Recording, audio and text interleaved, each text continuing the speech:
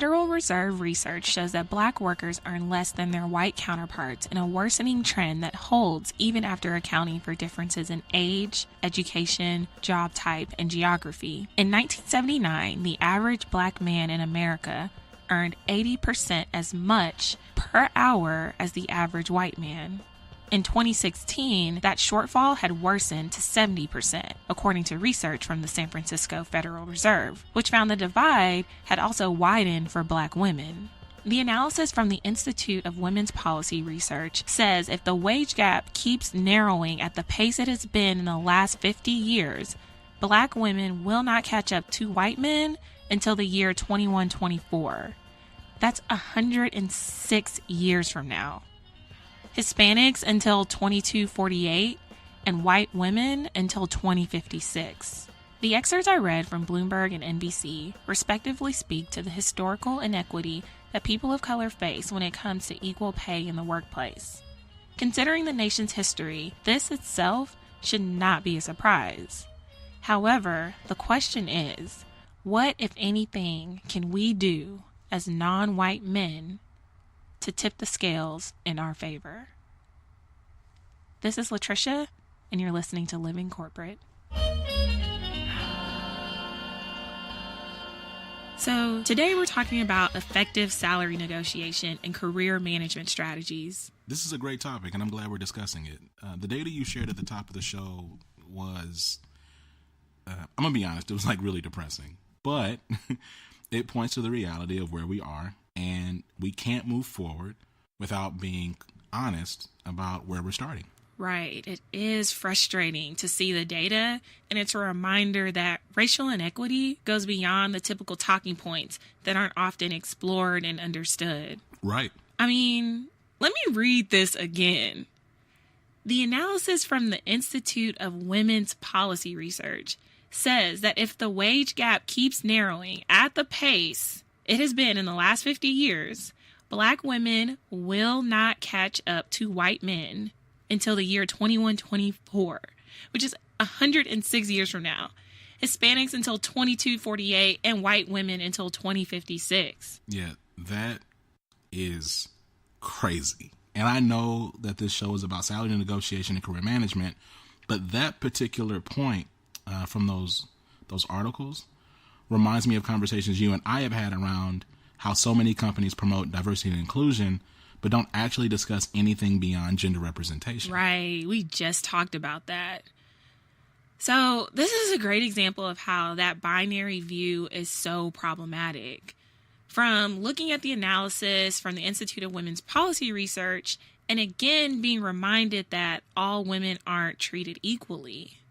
Having that intersection of race and gender matters if we're going to have an authentic conversation around these issues. I mean, I completely agree. So like with that in mind, let's talk about salary negotiation. And I think this is a great topic because I'll speak from my own experiences and what I've observed. I feel as if people of color don't really advocate and encourage the idea of just negotiating, right? Like I'll hear more stuff like, you just need to get in the door and work your way up. You don't want them to look at you sideways or think that you're all about the money or whatever. I hear a lot of those talking points from other people of color. Right. And I've heard the same thing. I mean, just a little about me. My background is in public health, and I'm in this Facebook group with other women in public health. I won't say the group specifically, but I've seen how Black women with master's degrees are working jobs out of their master's for almost minimum wage. And I can't believe it. And even just the idea of a 6-figure salary is something that they don't dream of until they're at the top of their career, maybe close to retirement. Like we're talking like 50. And that's when they're thinking that they'll be able to get to that 6 figures. And then I'm sharing stories about kids I know coming out of undergrad within 3 years at, some of these firms that it's achievable to make it to, and they're making 6 figures within 3 years. And you're talking 6 figures 20 years into your career. And I'm really passionate about this episode, and it's important for us to talk about it. Like I said, in public health, for some reason, people are too ashamed to talk about the money because we're more focused on social justice and healthcare for all. And I totally understand that viewpoint, but we can accomplish social justice and still secure the bag. So, I really think that this is going to be an important show. Right. I guess I'm a little taken aback, to be honest, because you're talking about these women, and like you said, you and I've had this conversation in private, but just you saying it again is just mind-boggling. You're talking about women who have advanced degrees taking like pennies on the dollar, right? Like, that's nuts to me. And it honestly makes me sad, but I'm not surprised. Like, where do you think that comes from? Like, the idea of not negotiating or not negotiating enough. And let me be clear, guys. This is not just an issue for black women. The main people I've gotten this whole chill, take it slow, get in the door and grind talk are actually from male people of color. But like, where do you think that comes from, Latricia? Like, what are your thoughts there? It's definitely not exclusive to women of color. These are realities that still create practical, micro-level challenges for all of us on a day-to-day. And like we said from the start, the issues we're pushing up against are systemic and institutional, and we get that. But I don't think it means we just say, well, racism, woe is me, and don't at least figure out ways to fight and be more strategic in how we push for that bag, I definitely do. It's funny. Well, racism, I mean, that's not funny, but the way, no, well, like, that should be a meme. Well, nothing we can really do. Like, it's not funny, but it's kind of funny at the same time. Anyway. That's going to be a hashtag for the show, by the way. Well, yes. Okay, there we go. That's another hashtag. Well, racism. I wish that we could put commas in hashtags, but it's fine. We may make a meme. I don't know. Anyway, to your point, I definitely do. And like you said, just talking about some of the larger data points, who's to say that we're not able to do some things and mobilize at an individual level that could impact the whole thing? Like, there might be things that we can do, just as Latricia, as Zach, as the person listening to this podcast, that could actually make a dent in some of these trends. Absolutely. And really, it'd be great to have another person with a more seasoned perspective, like someone with over 25 years of experience in career coaching or corporate recruiting, salary negotiations, and strategic relationship building. Not to say this discussion hasn't been great, but just to have an extra perspective, You mean like our guest for today's show, Kyle Mosley? What? Come on, sound man. You know what it is. Drop them things in here. All right. So next, we're going to go into an interview with our guest, Kyle Mosley.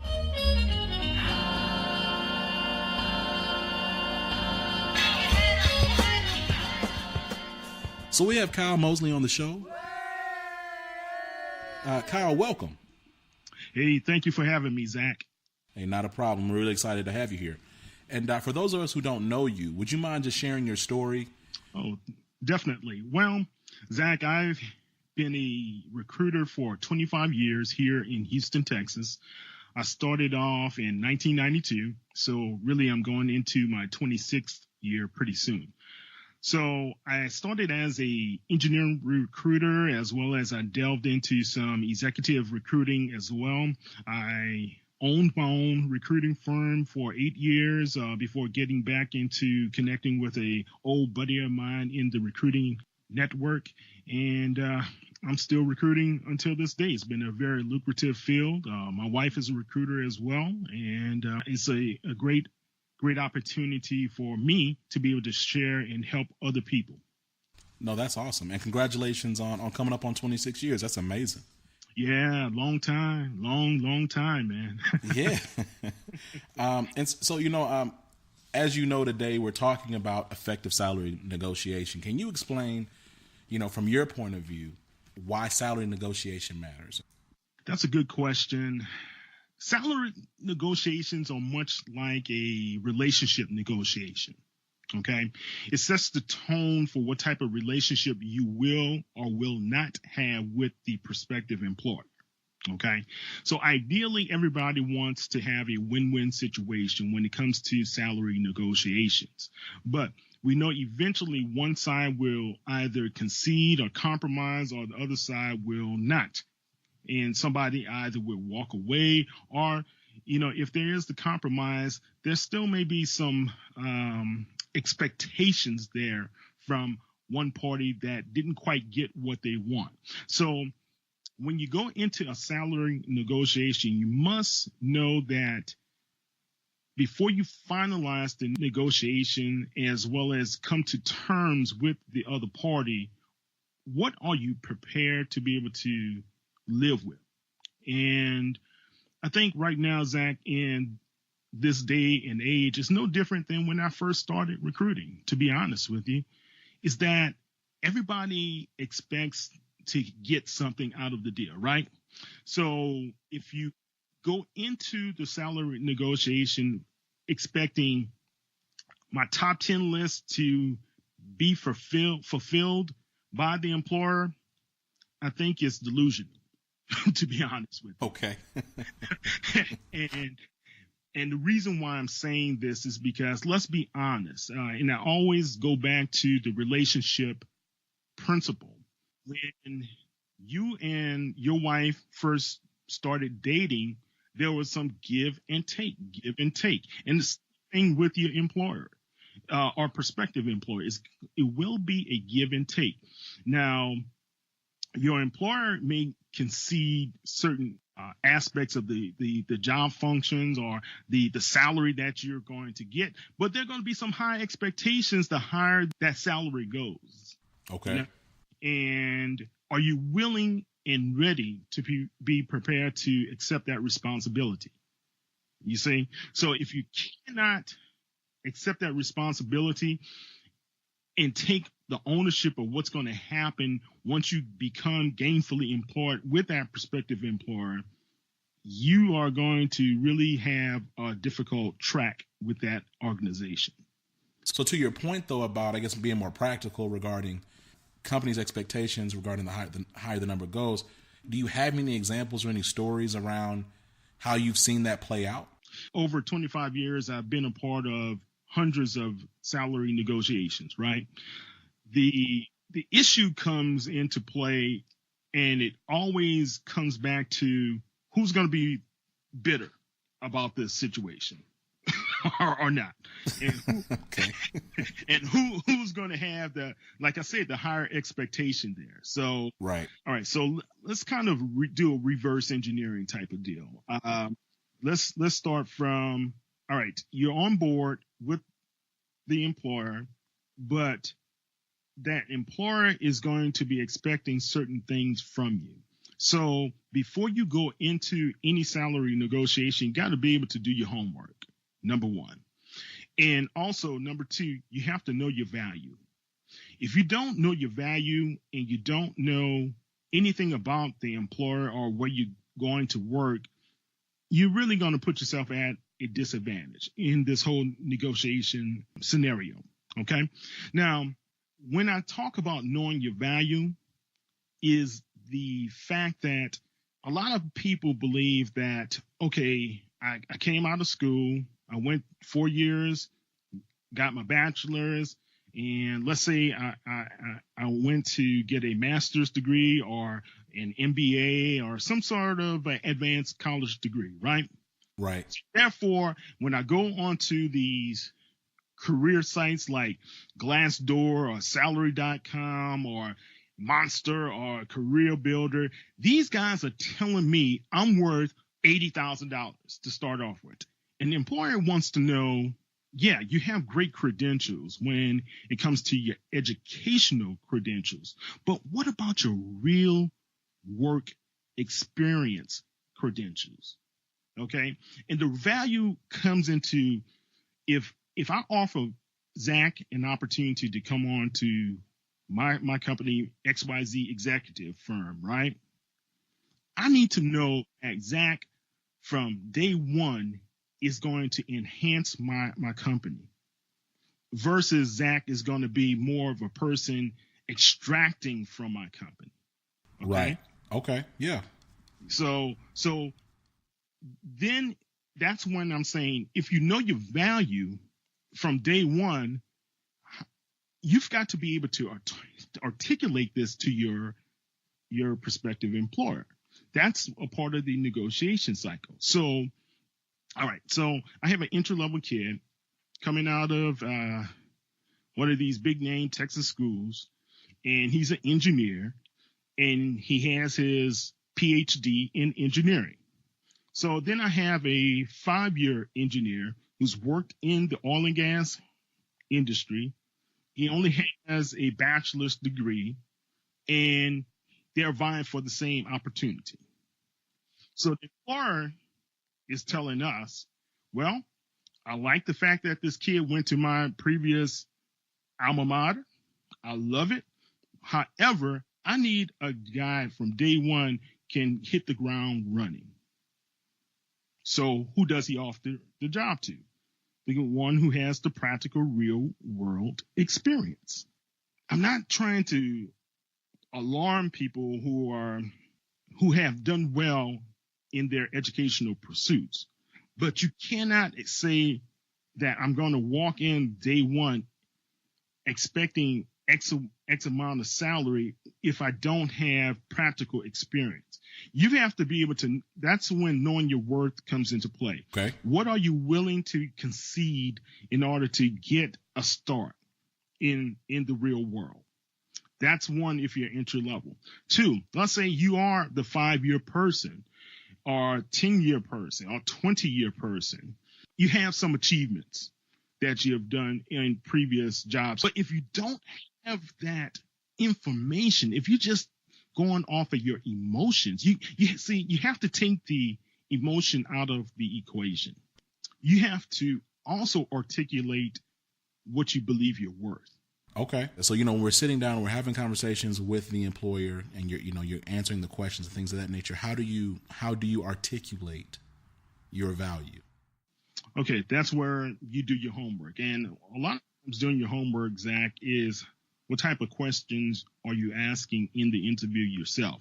A lot of people go into an interview believing that they're sitting down and the employer is going to ask them all of the questions and they're going to answer questions and that's it.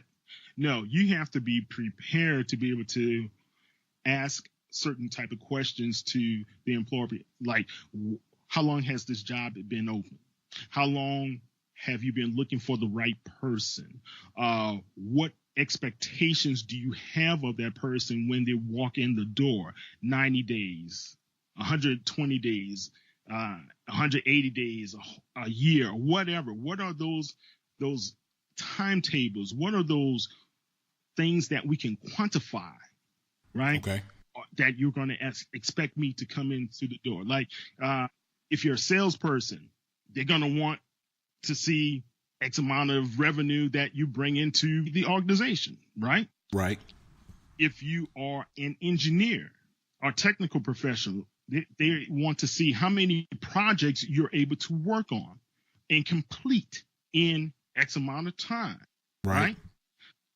If you are an operations professional, how many projects have you brought to the table and how many projects have you been able to find the right people to work on those projects and be able to complete in this particular time frame as well? So those are the type of things that you have to be able to flesh out in the interviewing process. If you're not able to flesh values from the employer, how can you negotiate effectively? Because a lot of people believe that it should be on my resume and you should be able to give me what I'm worth. So what is that? How does that look? How as an employer, I will be able to know that Mr. Nunn is worth $60,000 or $80,000, $80,000 or $100,000 to my organization? Because what's going to be my return on my investment in Mr. Nunn? For those who don't know, Kyle Mosley is a black man. And Kyle, I'm curious, as a black professional, have you seen any differences when you look at how white and non-white candidates pursue job opportunities? First of all, audience, let me just say this. I'm a Morehouse man. So when I came out of college, I believed I can conquer the world. I'll just be honest with you. Back in 1989, that's when I graduated, and I believed I can walk into any boardroom, and get an offer. That's how I felt. Matter of fact, when I first got to Houston, I interviewed at 5 companies in one day and got 4 offers. I had confidence, right? So the confidence that I had was that I didn't go into the interviews with fear. When an African American engineer, not all, this is what I have noticed. Okay. When an African American engineer goes into an interview, they usually are not as well prepared on the company, who's the interviewer, who's going to be a part of the interviewing process, understanding what makes the people tick. If you ever have dealt with a recruiter or have a relationship, a recruiter can possibly give you some inside information on the company, what's happening with the position, how long these people have been looking. And if it's a high turnover type of situation, or if it's going to be a tough interview and how you need to present yourself. We do the whole gamut of setting the person up for as much success going into the interview versus if you're winging it by yourself. And you can always use me, and I'm just putting it out there. As someone, you probably heard my voice and said, all right, I need some help. I'm going into this. I don't have a recruiter. Call me. I'm open to help people out. What I would suggest, just not only attaching or building a network with recruiters or with other talent professionals, being able to study who you're going to speak with in the market, and also go on LinkedIn. Man, LinkedIn is a fabulous tool. I'm just going to use fictional ABC company, right? Sure. So sometimes human resources is going to say, okay, Sally, you have an interview tomorrow at 8 a.m. Be here, be early so you can be prepared to fill out paperwork, and you hang up the phone. Wow, I got an interview. And you're excited. Zach, who will you meet? Who's going to be a part of this process? Yeah. And I've seen other engineers say, okay, that's great, but when I walk in the door, who do I need to be expecting my arrival? And how long will I be with this person? Who else is going to be a part of that process? They ask more questions. Right. They want to be educated. They want to go to the person's LinkedIn profile. Look at, let's say, where the person went to school, how long they've been at the company themselves, what type of hobbies they may have. Sometimes people have their hobbies on there, right? Let's say it's photography or hunting or whatever it is. Right. Those are things that you could bring up in the interview, okay? Try to find some common ground with the person outside of just being about the interview or things of that nature, right? Right. So those are things that help you build a successful way to get in the door, interview successfully with that person. So then, and ask the right questions, right? And I forget about this, guys. Right. Ask the right questions. The money, you typically, I don't want people to speak about money on the first interview. Okay. You typically do not want to be the one to come out with the money first, because you don't want to look as it's only about money for you. Most of the time, they're going to ask you. So if they ask you, yes, address it, and address it confidently. Okay. Now, you can also say this. Let's say, well, I'm Mr. Interviewer. Well, Zach, how much money do you want for this particular job? Right. How much are you expecting from us here? Well, Mr. Employer, that's a great question. Can I answer this at the end of the interview so I can be able to get an assessment for what you guys are looking for, to make sure that I'm able to answer that correctly and address it properly? Right. So then, okay, so I hear what you're saying, but at the end of the interview, you know, what would you suggest saying? Well, you can give them the number you feel that will make you happy, but you say it in such a way. Well, based upon what you guys are looking for, Joe, you've been looking for 5 months. You've been trying to find the right person who could be able to execute this type of project. I have been able to execute these type of projects in several occasions. I explained that in the interview. You've been looking for someone to be able to come in and work well with the team. I've built different teams and worked cross-functionally with different teams, and this here and here and here. I've done and I've done this and this. So based upon what you are looking for in my background and feeling that I can make a contribution immediately, I want $100,000. Straight like that. If you already know that's what the salary range is bearing, right? Right. You may have a good feeling, and you can ask that question with HR on the phone. Say, hey, I'm just kind of curious for this type of role, and thank you for this interview first. What's the salary range for this? I think, of course, we live in a capitalistic society, right? Like, you have to have money to survive. So I'm really trying to, and I appreciate you clarifying and directly asking about the money piece, because, I've also been in situations where people reach out to me to be really excited, and, their salary range is like, I don't know, 15 to 20% under what I'm making right now, and everybody always wants to make more. So, you talk about how much I want to make more than I'm making right now. Like, what you mean? So I think it's really important if there's a way that you can kind of get in front of that in a way that, to your point, though, isn't just so money hungry or just makes it seem as if all you care about is the money. But at the same time, you're being transparent about, where are we with this thing financially? Can I just address one thing, Zach? You sure can. Yes, please. Okay. Notice when the person asked the question, I didn't just immediately answer the question, but I asked another question. So there are a couple of techniques you can use. Person asks a question, you answer the question with a question. Answering a question with a question. Kids are great at that, right? They do the same thing. My son is about to be 13 next week, and now he's into, like, he's not just going to give me a straight answer. And one thing I learned early on in my career in recruiting is that the person who answers the question first usually loses. Okay, so what do I mean by that? I'm glad you asked that. So what I mean by is the fact that if a person says that, well, how much are you looking for? Or no, we're prepared to offer you $80,000.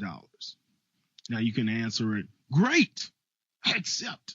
I'm ready to go to work, because you must already know in the back of your mind that's where you are and what you're willing to accept. Right. But if you want to negotiate it, you may say,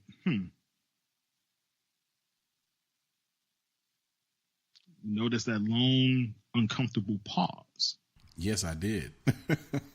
Right? It's an uncomfortable pause. So sometimes the HR professional who may be the one extending the offer by verbally, or the hiring manager may extend it verbally. Sometimes they just send an email these days, which is horrible way of presenting an offer to a prospective employee.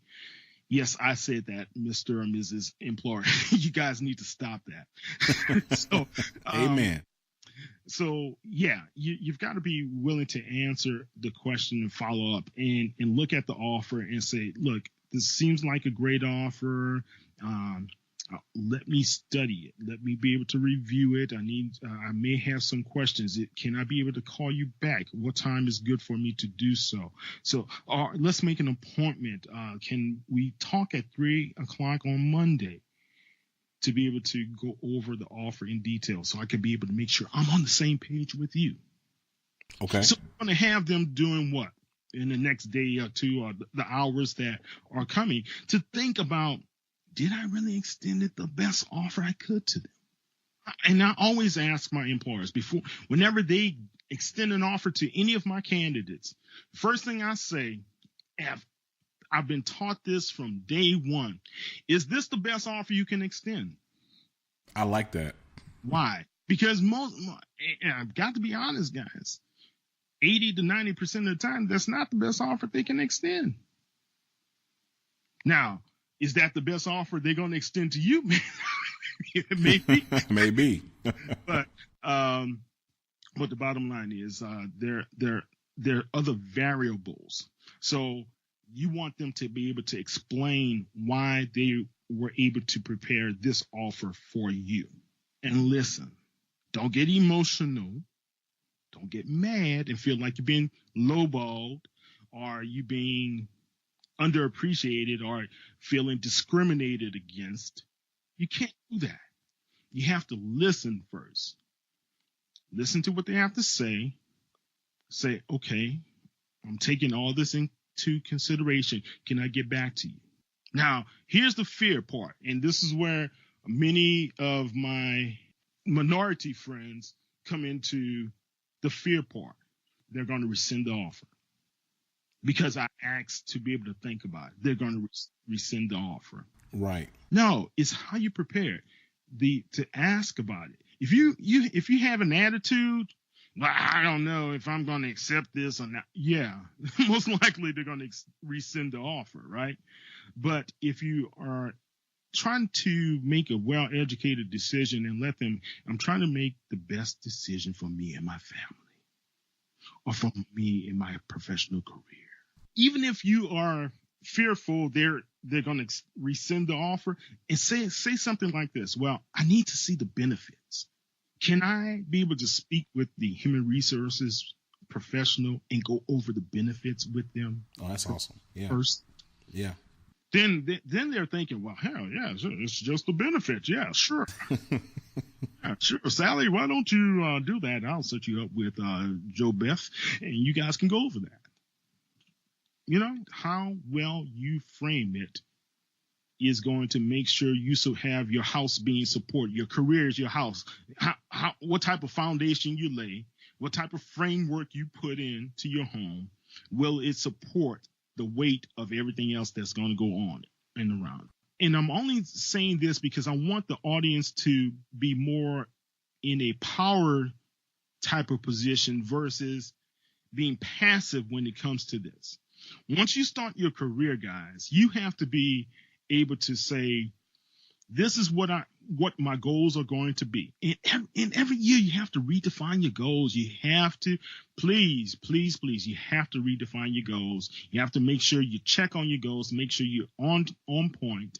You also need to have an outside coach or someone to monitor you to help with your accountability as well. All right. What I would say is this to any professional. It doesn't matter how young or old you are. Make sure you learn as much as you can to platform yourself to your new situation. Build your career to have a solid foundation that people, when they look at your track record, they see a progression. That's great right there. Progression. Okay. Because I had a client of mine come to us and say, look, I don't want to see anyone who's unemployed. He's like, okay, this is oil and gas country. There may have been some people out of work. And the guy said, yeah, I understand that. But for this role, because this person most likely would become a manager within the next year or two, and I need to train this person because I'm going to become the VP of the company. I need to see somebody with a career track record that they have progressed from one job to the next. So the person just wasn't engineer day one. Then he went to another company to be the same type of engineer. He has, I want to see the person go to the next step, supervisor, next step, department manager, next step is going to be this and that, the other, right? If a person's going to be analyst one, don't go to another job where you're just going to be analyst one. If you can bear not to do so, just for the same type of functions, but more money. Kyle, this is great. And actually, I think that's a great place to end it. I really appreciate your time. Thank you. Before we let you go, do you have any shout outs? First of all, I would like to thank everyone who's been in my career, my 25 plus years. Thank you very much for helping me to be highly successful. My wife, of course, and my family, thank you for this opportunity as well. But most of all, audience, I would like to thank you for listening into what Zach is presenting, because this is some good information. And you may say, hey, Mr. Mosley, I think you made some nice points, but I don't quite agree with you. That's okay. It's a discussion for you to think about what you want to do with your career and how you would like to progress with your career. So you can always follow me on Twitter at ExecRecruitPro. I'm on Twitter there. And if you want to connect with me, my firm that I represent is Walker Elliot. So you can always you can email me at kmosley, that's KMOSLEY, at walker-elliot.com.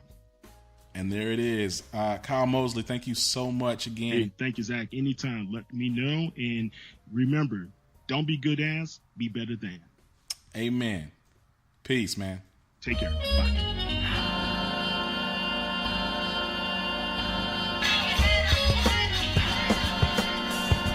And we're back.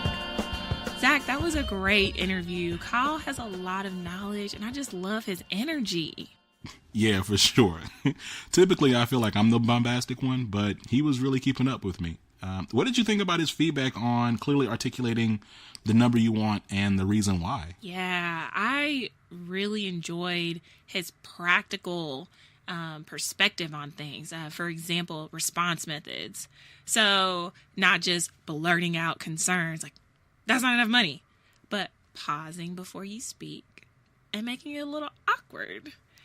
That was really funny, but it makes a lot of sense, kind of like that psychological approach. There were some mind games there, and I just really enjoyed that.